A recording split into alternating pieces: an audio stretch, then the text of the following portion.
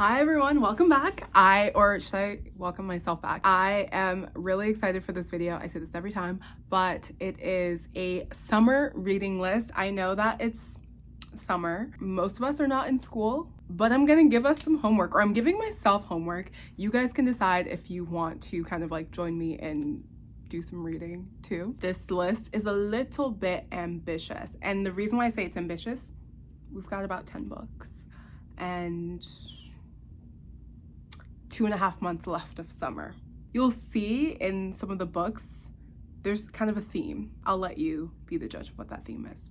Without further ado, here are my summer reading list picks. I want to start this off with, a little bit of fun, a little bit of something for the summertime. This one is Nearly All the Men in Lagos Are Mad. I really don't know much about it, but it's very popular in Lagos right now and with, Nigerians across the world. So I refuse to be left out of a movement. So it's a collection of 12 short stories featuring characters with unique voices and stories that represent the diverse class, gender, and ethnic melting pot that is Lagos. There's a story of a young lady who tries to find her Oyibo soulmate on the streets of Lagos. Another of a pastor's wife who defends her husband from an allegation of adultery. A night of lust between a rising musician and his Instagram baddie takes an unexpected turn. Okay, there's a little bit more, but apparently it's really good. So I think I want to start out the summer with something light. The second book is A New Earth by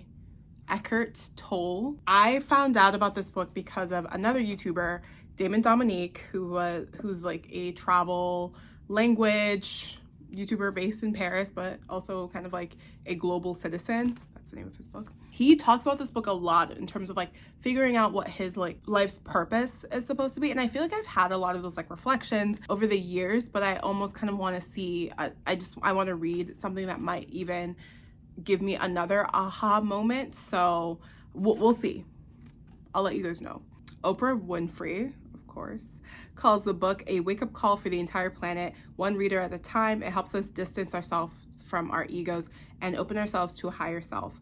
It helps us to stop creating our own suffering and obsessing over the past and what the future might be, and put ourselves in the now, which is what I'm trying to do. The other book is about a visionary that I may or may not have compared myself to the first week of business school in front of hundreds of classmates and a future professor of mine. And that is Steve Jobs. Woo, out of control.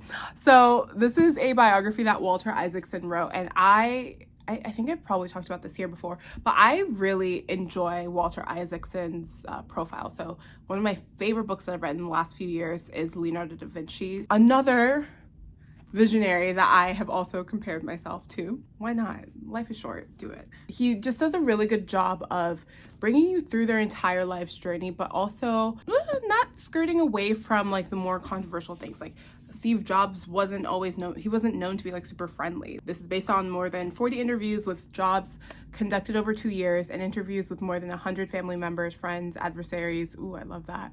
Competitors. I need to be nicer to my adversaries, and colleagues.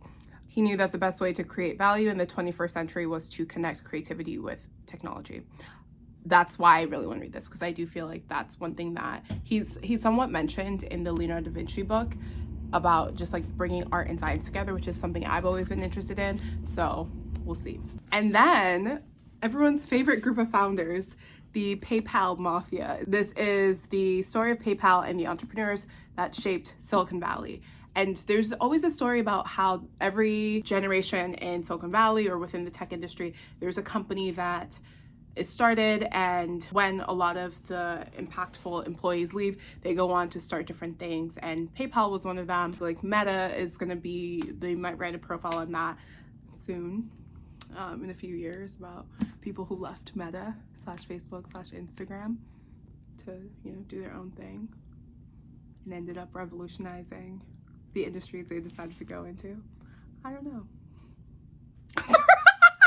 Oh wow, look, the first review is from our man Walter Isaacson over here. If you say I should read it, I will read it. See, exactly what I said. Today, PayPal's founders and earliest employees are considered the technology industry's most powerful network. Since leaving PayPal, they have formed, funded, and advised the leading companies of our era, including Tesla, Facebook, YouTube, SpaceX, Yelp, Palantir, and LinkedIn, among many others. And as a group, they've driven 21st century innovation and entrepreneurship. Their names stir passions. They're controversial. They're as controversial as they are admired. Musk. Okay. Another book that I'm excited to read, even though I'm not gonna lie, I started reading it not too long ago with a matching bookmark.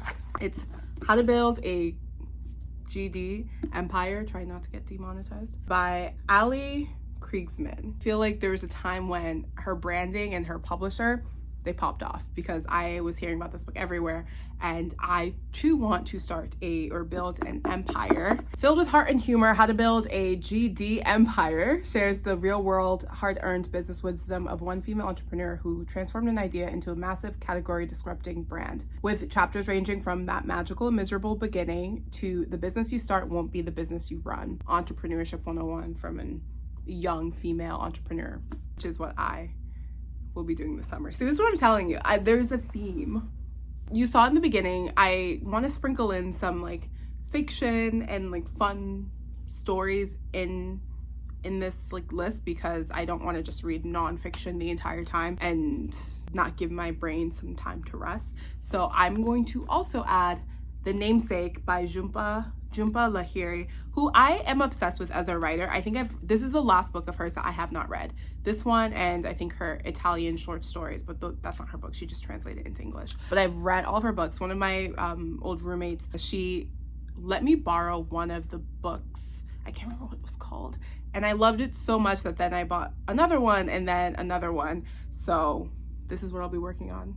Meet the Ganguly family, new arrivals from Calcutta, trying their best to become Americans even as they pine for home. In The Namesake, Jhumpa Lahiri brilliantly illuminates the immigrant experience and the tangled ties between generations. And that's why I love her work, because I think even though she tells it from like an Indian American perspective, a lot of these stories held true for me and my family, like being Nigerians who came to the States. And I'm sure as, you know, more generations go down the line, a lot of the things that she talks about will inherently like play out, because that's just the immigrant experience, right? So that's why I always just like feel such a connection to her work.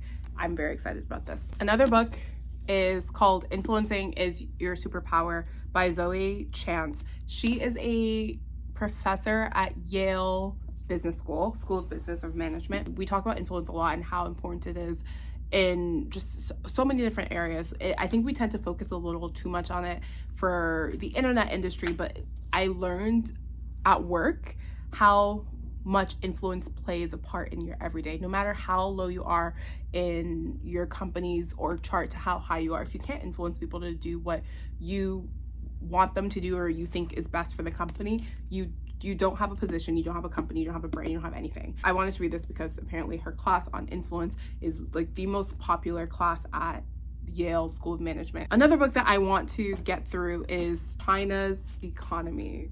What everyone needs to know. How nerdy is this list? China's Economy, What Everyone Needs to Know, is a concise introduction to the most astonishing economic and political story of the last 3 decades. Among the essential questions he answers are: how did China grow so fast for so long? Can it keep growing and still solve its problems of environmental damage, fast rising debt, and rampant corruption? How long can this vibrant economy coexist with the repressive one-party state? How do China's changes affect the rest of the world? I guess I'll have all the answers once I read this. And then the final book is a book that everyone and their mother has read. Atomic Habits. No matter your goals, Atomic Habits offers a proven framework for getting 1% better every day.